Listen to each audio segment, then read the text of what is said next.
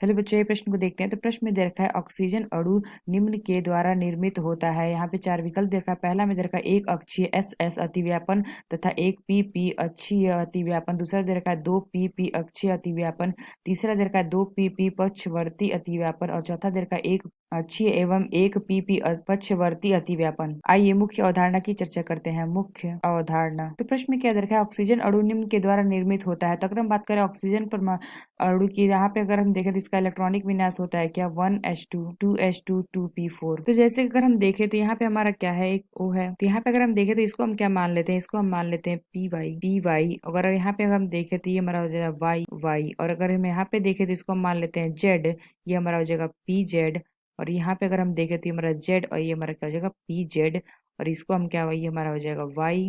तो यहाँ पे अगर हम देखें तो यहाँ पे हमारा क्या होता है, ये हमारा हो जाएगा पाई और ये भी हमारा क्या होगा पाई। तो यहाँ पे अगर हम देखें तो 2 p ऑर्बिटल यहाँ पे क्या है, परपेंडिकुलर है एक दूसरे के। तो यहाँ पे अगर हम देखें तो जो हमारा pz यानी कि 2pz जो हमारा ऑर्बिटल है यानी कि कक्षक है, ये हमारा क्या दे रहा है, एक दूसरे के क्या है, अतिव्यापन कर रहा है। तो यहाँ पे अगर हम देखें तो एक हमारा क्या होता है अक्षीय अतिव्यापन करता है और एक हमारा क्या होता है पक्षवर्ती अतिव्यापन करता है। तो यहाँ पे क्या दे रखा है हमारा pz और हमारा क्या दे रखा है यहाँ पे py यानी कि एक हमारा क्या करता है अक्षीय अतिव्यापन करता है और दूसरा हमारा क्या करता है पक्षवर्ती अतिव्यापन करता है। और यहाँ पे अगर हम देख रहे हैं जो हमारा pz है और ये pz है, यहाँ पे अगर हम देखें तो यहाँ पे हमारा सिग्मा बॉन्ड बनता है। अगर हम यहाँ पे देखें py तो py यहाँ पे हमारा क्या होता है पाई बॉन्ड बनता है। यानी कि अगर हम देखें तो जो हमारे ये pz है ये हमारा क्या होता है, ये हमारा pz ये हमारा क्या होता है सिग्मा बॉन्ड बनाता है। अगर जबकि जो हमारा py है ये हमारा क्या होता है पाई बॉन्ड बनाते हैं। तो ये हमारा क्या देखा, जो हमारा pz दे रखा है ये हमारा क्या होता है सिग्मा बॉन्ड बनाता है। तो यहाँ से अगर हम देखें तो एक का हमारा क्या होता है, एक का हमारा अक्षीय अतिव्यापन और दूसरे का हमारा क्या हो रहा है पक्षवर्ती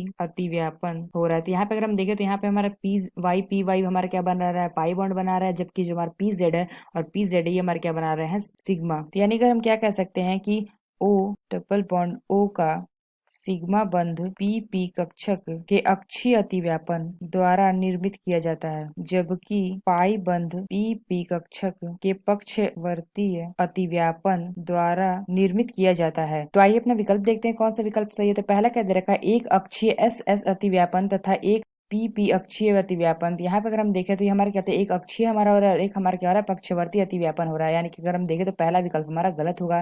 तो बी क्या दे रखा है 2 पी अक्षीय अतिव्यापन, यानी कि यह विकल्प भी हमारा गलत है।